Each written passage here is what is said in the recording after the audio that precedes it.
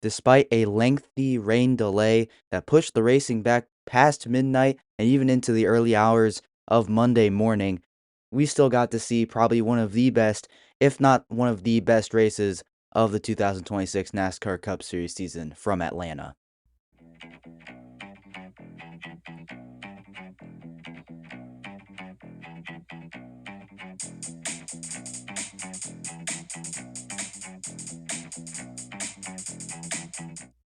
Welcome back to another episode of Talkin NASCAR. I'm your host, Andrew. Hope you're all having a great day. It's been long enough. It's time to talk about Sunday nights and even into early Monday mornings NASCAR Cup Series race from Echopark Speedway in Atlanta, Georgia, where we saw probably one of the best races I've, watched in my entire life of watching NASCAR, which hasn't been that long. So I haven't haven't gotten the opportunity to see many outstanding races. There's been a couple more recent than not, but even still, this was one of the best races of the entire season. So we're going to talk about that. So much to unpack and unravel here. We had a rain delay, like I already mentioned. We had basically like two races in one night and run one like in the span of like 12 hours. We got to see like two races, even though it was like one race. Truly, it was one race. It felt like we were seeing two different races because that rain delay that we had about halfway through this race and about a little bit about halfway, maybe a little bit closer to halfway through stage 2, that rain delay that broke up this race made it feel like two different races. So got a lot to unpack here. So thank you all so much for tuning in though. If you are new here, make sure you are following the show so you make sure you don't miss another episode of Talkin NASCAR. But let's go ahead and just start breaking this race down. Starting with, starting back in stage 1, where before the red flag that cut stage 1 just a little bit short, we saw some really, really good racing. And compared to other super speedways we've seen on the schedule, like Daytona and like Talladega, tracks that have a reputation for having the big one, having the big crash that takes out the entire field.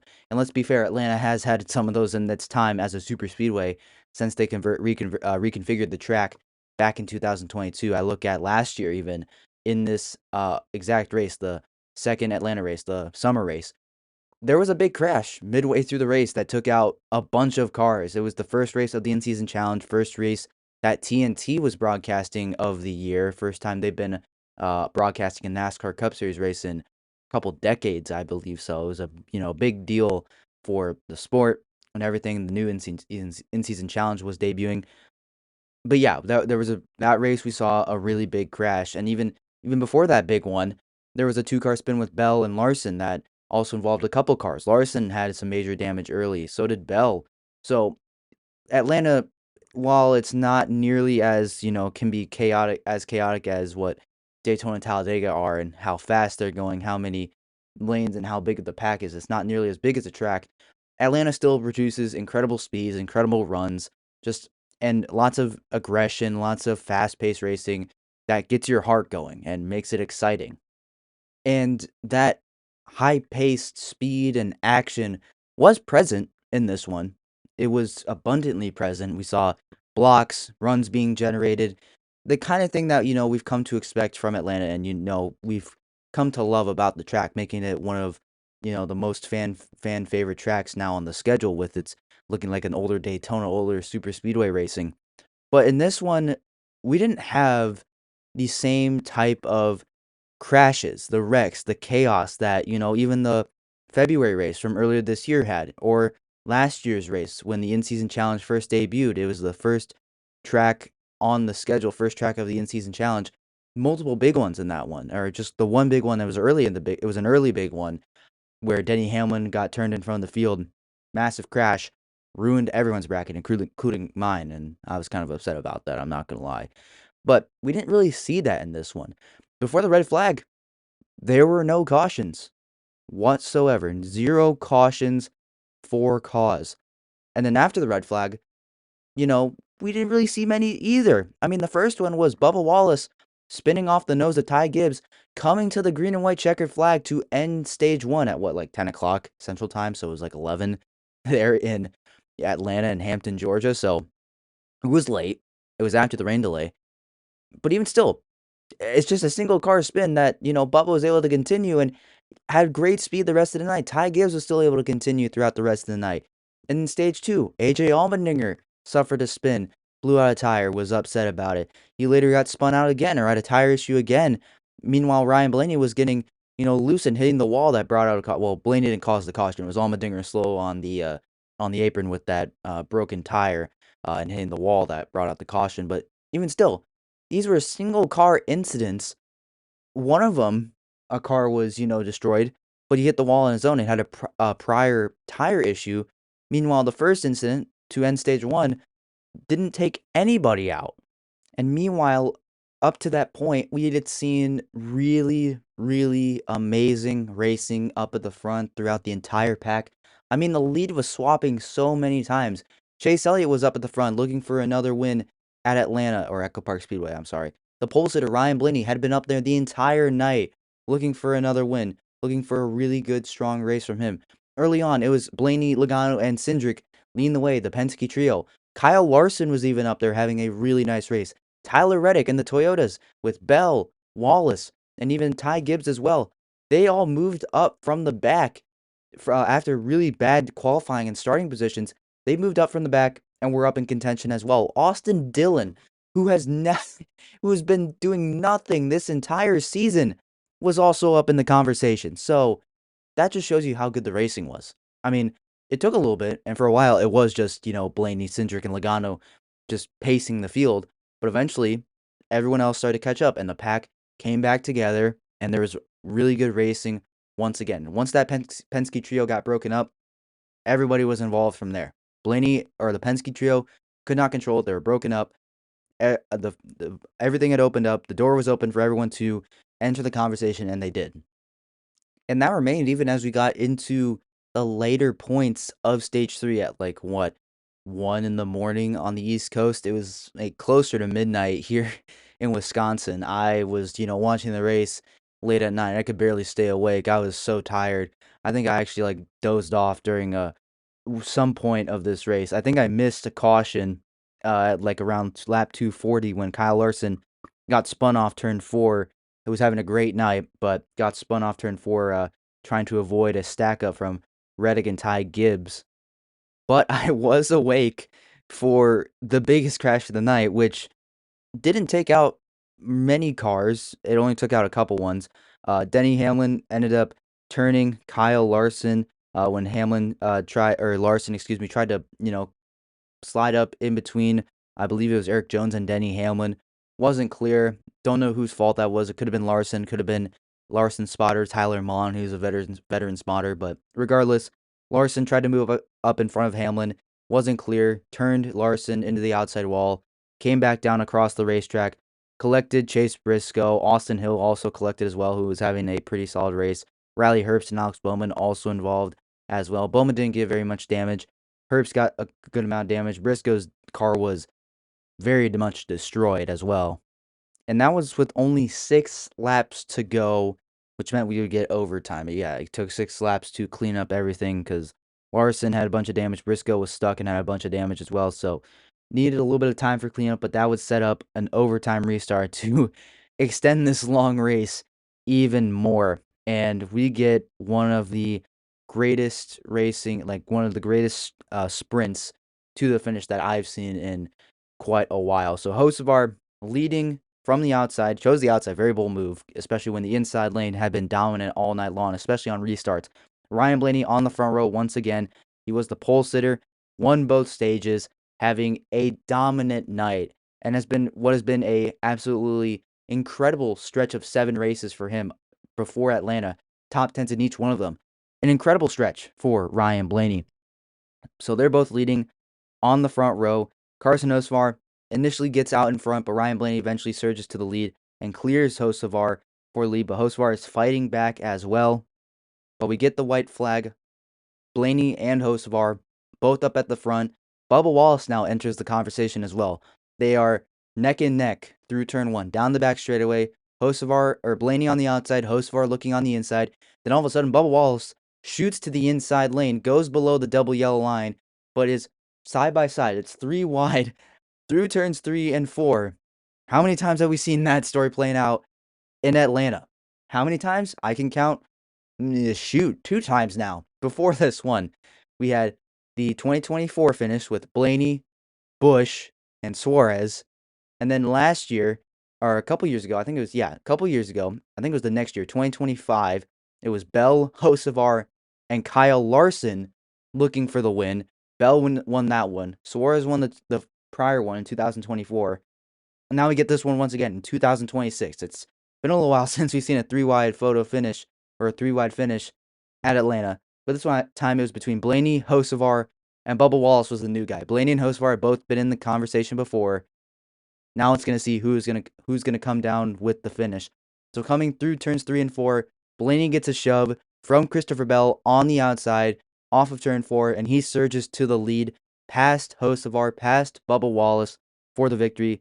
Blaney is the winner and gets his second win of the 2026 season, the second win for Ford in the NASCAR Cup Series, which truly shows how terrible this season in the Cup Series has been for Ford overall as a manufacturer. It's been awful, being that Ryan Blaney is the only driver with a win this year for the entire manufacturer, and he has both the wins that they have. Not to mention they just have 2, and Blaney has both of them. But that's regardless. That's a different topic for another day. But this overtime restart, I believed, really summed up the entire race with how great the racing was, how clean it was, how, not as much chaos happened. There wasn't, it was just one overtime, no double overtime, one overtime. And that got it done in an incredible fashion. I believe this summed this entire race up, which, again, great finish to an overall great race, despite the rain delay. Despite the rain delay. And it seemed like the rain delay, it was towards the end of stage 1, it really, I would say, kind of split this race in 2. Created 2 different races, created, just kind of a precursor in stage 1 for everyone to get their bearings. All of a sudden, that rain delay comes. Everyone's just waiting on their phones. Bubba Wallace was playing PGA with his friends while they were waiting for the rain delay to wrap up. Blaney took a nap. I imagine he wasn't the only one. And after 2 hours, it was time to go back racing. I mean, shoot, the rain delay took so long. I was at a baseball game, and I missed the first little portion of racing before the rain delay. So I was able to watch that entire stretch and still watch a bunch of Wipeout that TNT was showing during the rain delay. Then we get back racing to finish stage 1, go through stage 2. Not much chaos happens. A couple spins with Allmendinger and Kyle Larson, even in stage 3 as well. But it was just, really good, calm. I wouldn't say orderly because it was, I guess it's orderly for as super speedways go. Or orderly in that fashion, I guess. So it was really good racing, calculated racing, I might add as well. It was awesome. It was awesome. So cool to watch. And then we get an amazing finish like that. Late race drama with that caution. Sets up an overtime restart. Hocevar looking for his second win of the year, his second career win on a super speedway, no less, where he won at Talladega earlier this year. Ryan Blaney looking for his second win of the year and the second win for Ford, and to really enter himself into the regular season championship conversation, because he's been slowly chipping away, and he's truly entering that conversation with Tyler Reddick and Denny Hamlin as well. We'll look at the points in just a moment too. And then we get that amazing finish with Blaney winning in a incredible fashion with an incredible finish. So, an awesome race from Atlanta, despite everything that happened with the rain delay. And when I say everything that happened, I mean the rain delay. Despite the rain delay, it was still an amazing finish. Well worth staying up for until 2 a.m. Central Time, or like 1 a.m. Central Time. It was like 2 a.m. on the East Coast. Well worth it. 100% worth it. But now I'm taking a look at the top finishers from tonight's race. Christopher Bell ends up in second place. That push he gave to Ryan Blaney worked out for both of them. Bell ends up in second place. Carson Hocevar in third. Ty Gibbs in fourth place. Eric Jones and Shane Van Gisbergen both getting top fives. Huge for both of them in terms of their chase positions. We'll take a look at those in just a moment. Austin Dillon had a really nice night on Sunday night into Sunday morning. Started in the top 5, ran top 10 pretty much the entire day. 7th place for him. Tyler Reddick in 8th. Joey Logano, huge points for him as well in 9th. And then Chris Buescher, quiet night for him, still ends up with a top 10. And then looking at the top 15, Ross Chastain in 11th. Pretty solid day for him. He is also in that chase conversation just outside the bubble. So he's definitely looking in. And he's been riding a wave of, solid momentum. So I'm going to keep an eye out for Chastain moving forward. Denny Hamlin finally gets a somewhat decent result at Atlanta. He hasn't been able to race this track pretty much, and neither has his crew chief been able to come up with a good strategy for him. So Hamlin was a top 15, very solid night. Chase Elliott, quiet night for him. As much as he was up front, overall it was a pretty quiet and consistent night. A very Chase Elliott-esque night for him. Ends up in 13th at his home track. Cindric in 14th. Again, huge points for him. He's on that chase bubble. He's looking in. We'll see how the points affect him from the points he earned from Atlanta will affect his chase position. And then Michael McDowell, again, similar to Cindric and Logano, looking in to possibly a chase position, ends up in 15th. Some other notable finishers, William Byron ends up in 16th. He just had an ill-handling car all night long. It was a tough day for William Byron. He was up front a little bit, but just couldn't stick up there. He really couldn't. So tough day for Willie B in 16th. A track that he's won at in the past in the next-gen car with this configuration as well.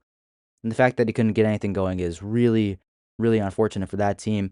Alex Bowman in 22nd had a good starting position, just couldn't really hold on to it. I'm wondering if he was actually dealing with the same issues as the 24, his teammate. Suarez, got some stage points in stage 2. Stage 1, he didn't get any stage points, kind of fell out of the top 10 early. Managed to recover to get some good points. We'll take a look at the points and what he's looking like heading into the last couple weeks of the in-season challenge and the regular season. Ryan Preece, another chase hopeful. 24th, tough day for him. Same for Brad Keselowski. Zane Smith as well. His teammate Todd Gilliland actually had a top 20, so not bad for him. Todd Gilliland was a lap down. He was down laps early, but managed to recover. Tough day for Zane Smith, though. It's been a rough stretch of races for Zane Smith ever since San Diego, so tough night for him. Kyle Larson ends up in 34th. Riley Herbst in 35th. Briscoe, 36th. Allmendinger, another chase hopeful, ends up in 37th. I want to just point this out real quick. Cody Ware had the Xfinity fastest lap. In Rick Ware Racing, Cody Ware finished in 32nd, had a terrible night, finished 4 laps down, and yet still had the Xfinity fastest lap. Yeah. This is a point that I think this is why they should just not have the Xfinity fastest lap at super speedways, because it's going to go to someone random. I mean, I wouldn't be surprised if we go to Daytona in a couple weeks and Garage 66 with whoever they show up with. If it's Chad Fincham, Josh Bilicki, Timmy Hill, I wouldn't be surprised if it's one of them. Or BJ McLeod. No disrespect to BJ McLeod, but yeah, BJ McLeod, it's BJ McLeod. So, yeah, I wouldn't be surprised. So, yeah, that's why I want to get rid of the Xfinity fastest lap at super speedways, because it's just so dumb. There's no point whatsoever to have it there where anyone can have it. Anyone has a chance. It makes no sense. And then one huge thing you might have noticed when I listed off and just was talking about the top finishers, that one name was not present from the battle to the finish, and that is Bubba Wallace. And yeah, this was a really tough ending to Bubba Wallace's night. You remember how I was telling you on that final lap down the back straightaway, I was illustrating that entire last lap for you? You might remember how I said that Bubba Wallace ducked 3 wide to go past Hocevar and Ryan Blaney as well, one of the best friends, Blaney and Bubba are. And I said Bubba Wallace actually went down below the white striped yellow line, which, for reference, is something you cannot do, and there's a rule on that. The rule is in NASCAR, you cannot go below that double yellow line, that white and yellow line, and advance your position. You can go down there, but you can't advance your position, otherwise you'll be subject to penalties. And we've seen this happen before, um, tracks like this, and it's not just your entire car. Left side tires, too, can count as going below the yellow line, where out of bounds, essentially the space below the yellow line, off the track surface, off the racing surface, that's out of bounds, and you cannot advance your position from there. And Bubba Wallace went below that line, and very clearly did, and he ended up getting penalized for that. And even though he crossed the line inside the top 5, he finished down in 29th. He was penalized for going below the double yellow line. He was ruled to have advanced his position by going below the double yellow line, advanced his position, he got a penalty for that. Ends up at the end of the lead lap in 29th and throws away a lot of points that would have been crucial for Bubba Wallace, and especially when he is not entirely safe in the chase. And this is a huge blow for him because it's been a very inconsistent stretch for Bubba Wallace. It's been up and down, up and down, up and down for Bubba Wallace. And it looks like it might be another up. 2 good back-to-back weeks of good races for Bubba. Had a really good weekend in Chicagoland last weekend. Looks like another one was on the way. Worked his way forward, had a good car under the hood, was making the right moves all night long, was up front too, leading laps, and it ends with this, with a penalty that sends him to the back end of the lead lap and throws a whole bunch of points away. Because, I mean, he was leading, he was getting stage points too in this one. Yeah, so just a tough, tough night for the 23 team of Bubba Wallace. And after the race, he was asked by TNT what he thought of that penalty. And he said that he got a shove from Ty Gibbs and sent him loose. And Bubba said that you can look at the race telemetry and everything he did. He was off the throttle. He was, messing with the wheel, messing with the steering to try to save the car because he apparently got a shove from Ty Gibbs. And I haven't looked too closely at that final lap. And from what I could see, I couldn't see much. I really couldn't see much. So I can't pick a side on that. I can't. It's just so hard to tell, and in the heat of the moment, that's a call you make, and it's just so tough to make it. And NASCAR, they went with the black and white ruling here, which is if you go below the double yellow line and advance your position, you can get a penalty for it, and that's what Bubba Wallace did. And while Bubba didn't technically move up a position, he still gained time on track, gained on Hocevar and Ryan Blaney. He was side by side with them entering turn 3. He wasn't side by side with them down the back straightaway. He went below the double yellow line, and then all of a sudden entering turn 3, was very clearly side by side with Hocevar and Ryan Blaney. So if that's not advancing your position, I don't know what is. And I guess NASCAR could be a little bit more clear on what they mean by advance your position. Does it mean advance your position on the leaderboard? Does it mean time on track? What does it mean? I guess that's something that NASCAR could be a little bit more clear about to, more, I would say, less, newer fans, I guess. That could be something, but I guess for people or for fans that, have been watching the sport for at least 5 years, I would say. I've been watching for 4 years now. Yeah, I can understand that rule, but I think that's something that it's worth clarifying maybe. So, and Bubba Wallace said that he didn't advance his position, past Hocevar and Blaney. So that's his argument that NASCAR can be a little bit more clear on the ruling. Like in that rule, does it mean advance your position past other drivers or make up time on track? I don't know. I tend to lean towards NASCAR here because I do think it is a black and white call. That you can't go below the double yellow line. Bubba Wallace broke that rule and advance your position. And he technically did advance his position into a position where he had a chance to win the race. So yeah, it's a tough ruling that you have to make in the heat of the moment. So I'm not gonna say that the NASCAR officials made the wrong call because it's such a hard ruling to make. But we'll have to wait and see if this ends up being a correct one in the long term. I can't say if it does end up coming out that, NASCAR maybe made the wrong move, I can't fault them for it. It's a tough call to make. So, yeah, it's tough for Bubba Wallace, but, you maybe look at it and saying that, oh, maybe he did try to save the car. I don't know. I really don't know. It's a tough call to make. So, with that being said, let me know down in the comments what you think if you watched Sunday night's race. Should Bubba Wallace have been penalized at the end of that race on Sunday? Should he have lost all his positions like he did, sent to the end of the lead lap? Or should have Bubba Wallace, kept his positions? Should it have been a no call? Or should have Bubba Wallace been ruled, okay, it's fine, you were saving the car, and you're allowed to go below the double yellow line? Let me know what you think should have happened. I think it's also worth mentioning that if it is true that Bubba Wallace did get a shove from Ty Gibbs, it would be the second time that Bubba had a run-in with Ty in this race. I talked about how, at the end of stage one, he got spun out, um, coming to the green and white checkered flag by Ty Gibbs.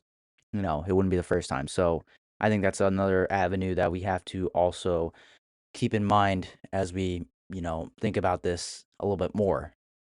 Real quick, looking at the in-season challenge from this past weekend in round 3 of the in-season challenge, Ryan Blaney advances past into round 4, the semifinals, the final 4.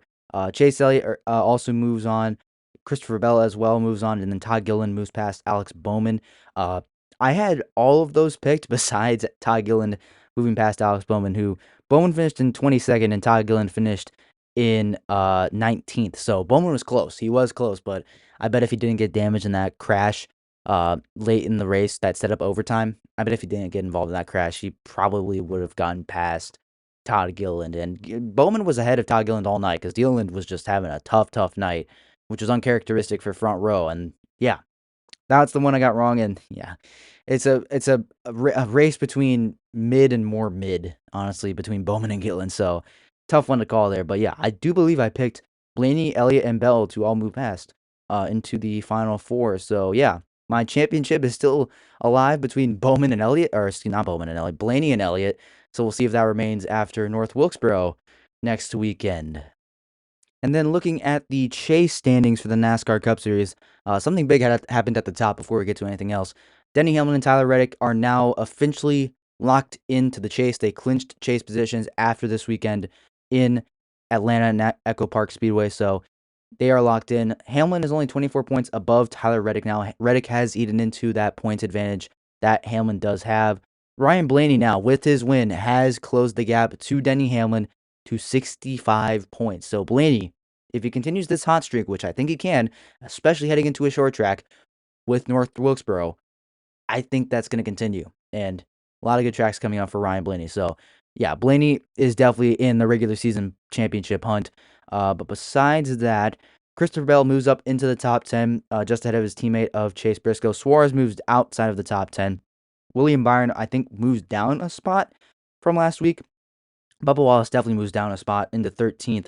He's definitely not safe, and Byron is not either. And I wouldn't completely say that Suarez is safe, but, with how, good and consistent that Suarez has been, I think that, if he keeps that up, he'll probably end up in the chase. Same for Byron and Wallace. Just if something catastrophic happens, then they're really in trouble overall. But looking at the drivers who are really on the cut, we have Austin Cindric in 14th, SVG in 15th, and Eric Jones in 16th. Then Logano, Priest, Keselowski, Chastain, McDowell, Allmendinger, the first 5 out of the chase right now, and things are getting a little bit tight between them. Austin Cindric right now in 14th is 32 points above the cut. He gained a couple of points after this weekend in Echopark Speedway, so that's big for him, but he is still not safe. Maybe heading to a short track like North Wilkesboro, which he has, I think, if I can't remember correctly, he's had solid enough speed there. I remember watching it. He's had solid speed there before, so keep an eye out for Cindric to maybe extend or keep that point margin and point gap where it is at the current moment. SVG is only 31 points above the cut, so again, not safe for him, and there's no more road courses, so we'll see if SVG can hang on and make the chase. It's going to be tough. I think it's going to be really tough for SVG, but based on what he did at Echo Park Speedway this past weekend, I think he'll be able to do it, especially on ovals like Daytona moving forward, so we'll see if SVG can hang on. And then Eric Jones is only 8 points above Joey Logano, the last driver out. Yeah, that is a very slim margin for Eric Jones. He has really taken a bit of a toll, the points have, in his recent inconsistencies as of late. He had a really good stretch of races from the Coke 600, I believe, up until Nashville. He had a really good stretch of races going, even at Michigan too. But, since then it's really kind of fallen off a little bit. So we'll see if Eric Jones can hang on as well. Logano, first driver out, he's 8 points out. Ryan Preece is 26 points out, so it's definitely a margin that Preece can make up, especially with the short track of North Wilkesboro coming up. Keselowski is currently 43 points out. That margin is getting, I would say, dangerously close for Keselowski to a point where it almost is at almost impossible to make up, I would say, because Keselowski's just not looked good. He has not looked good over the last month and a half. It has been really bad for Brad Keselowski. So, like, if he can get it back together, it's a short track. I think Keselowski can get it back together, but it's gonna be tough. It's really gonna be tough, especially with the way he's trending as of right now. And then Ross Chastain right now is 45 points out. A little bit tougher for him, but I do think Chastain compared to Keselowski is trending up a little by little. So I'm not going to entirely rule out Chastain yet. McDowell, 47 points back from Eric Jones, 21st.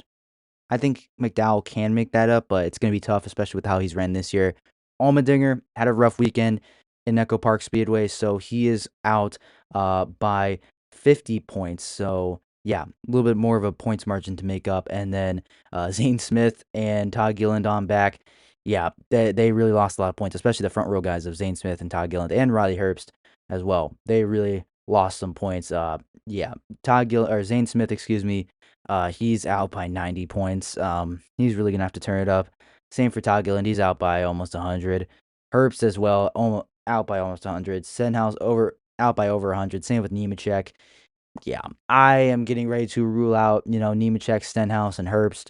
Maybe Herbst can turn it around. But yeah, it's definitely not looking good for 23rd on back. And I had hope that Zane Smith and Todd Gilliland were going to compete a little bit more as we got later on the year, but Zane Smith has really fallen off since San Diego. Todd Gilliland just hasn't been consistent, and I thought this weekend in Echopark Speedway was going to be a good weekend for him. I thought he was going to make up a lot of points, but ended up not being the case for that team and the entire Front Row Motorsports organization. Herbst had a bad finish, got caught up in a wreck, wasn't running great beforehand, so wasn't going to make up many points anyways. Stenhouse wasn't running great. Nemechek wasn't running great either. Austin Dillon made up a good amount of points, but still, it's not going to be good enough overall. Same thing with Bowman, and then Gregson, Dillon, Cole Custer, Barry, Zilich, Cody Ware. They're all, I would say, at this point, mathematically out. I don't think it's mathematically out. They're just out overall of the chase. So yeah, I don't need to worry about those guys. But there you go. That's a look at the chase standings and the chase bubble. We'll have to wait and see how this fluctuates over the next couple weeks. North Wilkesboro should be fun.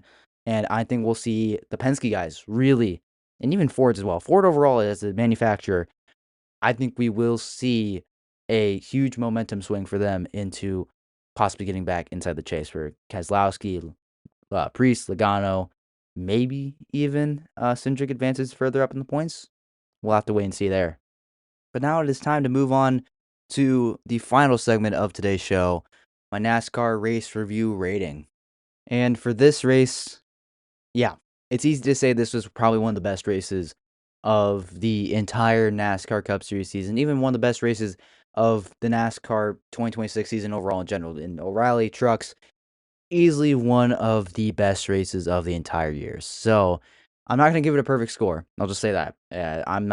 I will very rarely give out perfect scores. Plus, I haven't been doing this long enough to know even what a perfect race is. And I don't think this was one because we obviously had the 2-hour rain delay. But the fact that we had such good racing even after the rain delay is still incredible. And before, too, it was awesome. So I think with all that in mind, I'm going to give this race a 98% for my race review rating. It's an A+ grade when you look at it like letter grades. It was an amazing race. And I think there's little to be said more than just that because, yeah, really good racing, awesome finish, a truly deserving winner, in my opinion, with Ryan Blaney, who led from wire to wire this entire race. Yeah, I think this was overall a fantastic race here in Atlanta and Echopark Speedway. So let me know down in the comments, would you have given this a perfect score? I'm willing to, say that it's close to being perfect because this was awesome. This was really, really, really good overall. So let me know down in the comments what you think. Should I have given this score a higher rating? Maybe perfect. I don't know. Are you satisfied with the score? Do you think it should be lower? Am I overrating it? Let me know down in the comment section below what you think. But that will wrap it up for this episode of Talkin NASCAR, everyone. Thank you so much for tuning into this episode. If you like what you are listening to on this show, make sure you follow so you never miss another episode. And yeah, that's about it. If you like what I'm doing over here as well, go check out Talking Sports with Miles and Andrew. I'll have links down in the description to that show actually, Spotify page and the YouTube channel down in the description below. So yeah, thank you so much for listening. and I will see you probably tomorrow for another episode of Talkin NASCAR. So, see you then, everyone.